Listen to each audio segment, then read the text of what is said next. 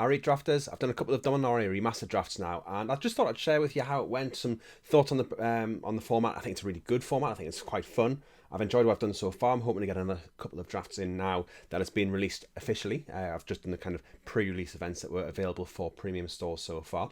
And I'm going to take you through a couple of my decks and tell you how I did. I'm going to tell you about a deck which I didn't play, but one of the ones I played against, and the only deck I've lost to so far. But yeah, the format is looking quite fun. Here's the first deck that I drafted. So it went 3-0, 3-0, 6-0, so can't really do much better than that.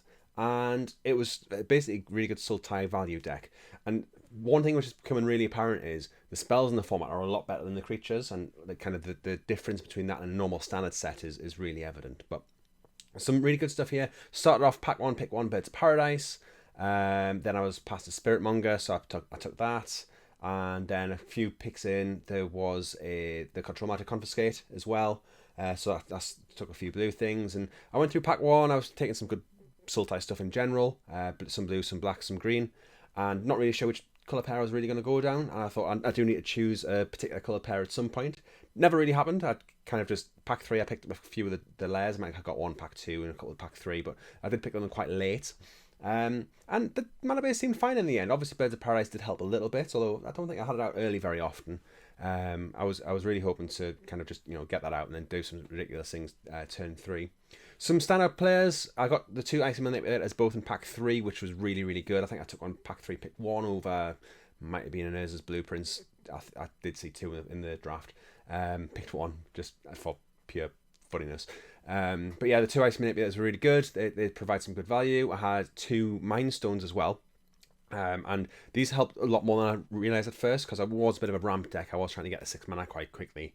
And sometimes I was doing that with only 4 lands on the battlefield, but it was still turn 6. So yeah, I think the Mind Stones did save us a little bit from some of the mana screw that I was actually getting. I didn't quite realise when I was still playing things on curve, so that worked out quite well.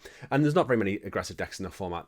We had a look through, we talked about there's not very many good white 2-drops and things like that, so that's not something you really need to be worried about. And then Call Herd, I had two of these as well. I think they went a little bit too late. It did used to be rare. It could definitely be rare in this set, and nobody really bat an eye. It's better than a lot of the rares. And a 3 mana 3/3 in this format is great, and this becomes another 3/3 on top of that later in the game. So really, really can't complain about those cards. Some of the cards to talk about: Tatiova. Obviously, it's a really solid card. It's really good. And the layers, I had one of each of these layers. They were essentially dual lands, so I had a blue-green one, a black-green one, and a green-blue one. Yeah, one of each colour pair in the sort of high colours. And yeah, they were great. They're even better with Tatiova. You can play one, you can bounce it to hand, bounce something else to hand rather, and then you can play another land next turn. They can't bounce each other, which doesn't mean you can't quite go infinite with Tatiova, but you've got to be drawing cards and things anyway. So it's just a nice way to kind of keep getting those Tatiova triggers and keep the value coming. So that's some good as well. I found the lands were absolutely fine. You tend to want to play them late because, say, if you're playing it as your 6th land drop, you can play it, you can tap everything, bounce something to hand, and then play your 6th drop out, and then next turn you're not feeling like you're too far behind. But yeah, really, really good cards, and something I would, I think 3 was about the right number for this deck. So this one went 2-0. I had a couple of really interesting games, a couple of really interesting matches. Match 1, match 2, and it was a really sweet deck. It's kind of Dimir control. So blue black again. I did pick up some green stuff in the draft as well, but I didn't actually end up playing it, and I think this is the better version of it. Some really cool things that were going on in this deck. So I had Horseshoe Crab, had 2 Hermetic Studies, which is a combo in itself.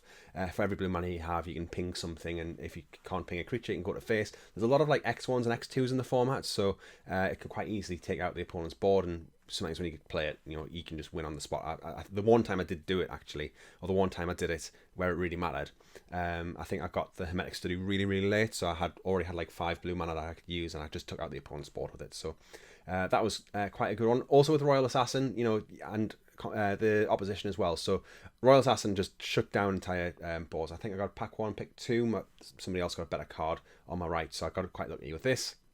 Although the person who passed it to us did beat us in the end. But yeah, just shuts down so many creature strategies. And yeah, okay, it's a 1/1 and can be dealt with quite easily, but it's so powerful, especially when you got opposition. And kind of these combination of these 5 cards that I had, obviously 2 were the Hermetic Studies, was just a really sweet package that you wouldn't get in a draft set these days. And it was really fun. Horseshoe Crab and 2 Hermetic Studies seemed fine. If I could have had more horseshoe crabs, I might have done a bit more. But yeah, I think it's worth playing just for that. Again, like I say, the creatures that are being played aren't great. Maybe people in my pod weren't playing enough removal, or just didn't draw it at the right time, but it felt really, really powerful. However, there is one deck that I want to point out which I do feel is potentially the best deck in the format, and it's the Blue-Red Storm deck, and it's specifically a kind of control Storm. There's a lot of good removal in it. Like I say, the spells are really good in the format. One thing I didn't quite grok was Slice and Dice is a really powerful card, especially if you're not really playing creatures yourselves. You can, there's, like I said, there's a lot of X1s that you can just take out quite easily with the cycle side of things, and it's just really, really powerful. The deck I played, this was kind of things that I saw. Had Frantic Search, Empty the Warrens, a Grape Shot, 2 Fire Blast, 2 Counter Spell, 2 Slice and Dice that I saw, as well as other good controlling cards. I think I saw Fact of Fiction. Yeah, it was just really good stuff. And they also had a Horseshoe Crab and a Quicksilver Dagger, which is its own little kind of combo in itself.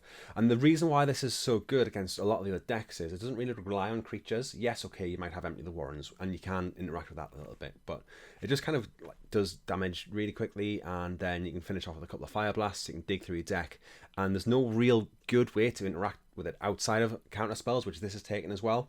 I do feel like it'll suffer a lot if a lot of people are trying to draft it, which is a good thing at drafting in pods. This was an 11-person pod, and there was 2 drafters. One of them was more experienced than the other, and the more experienced one, very experienced drafter, did draft a really good version of this deck. The other one was fine, but in 11-person pod, you can get away with having 2 drafters. An 8-person pod, you're going to really struggle with 2 drafters drafting this deck, and I think that's when it'll fall down. So it's not just force Storm and kind of go for it, but it is a really, really strong deck. Anyway, I hope you've enjoyed that video. I've put the social stuff on the screen. I'm also going to put the couple of codes for Magic Arena in the comments down below. I'll pin a comment. If you haven't seen my full video looking at the full set, then that's going to be linked as well. That's where I've done a full primer for the set, and I think I was pretty much right with what I said in that format in that format review. There's nothing that I've kind of found since which I think disagrees with anything that I said, and I think there's some good information in there because I know there's not very many of them out there.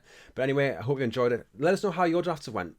Give us a tweet at PLD_MTG. Tweet us the decks that you're playing and what you've done and what was fun and what didn't work. That'd be really interesting to hear. And until next time, good luck with your drafts. Bye.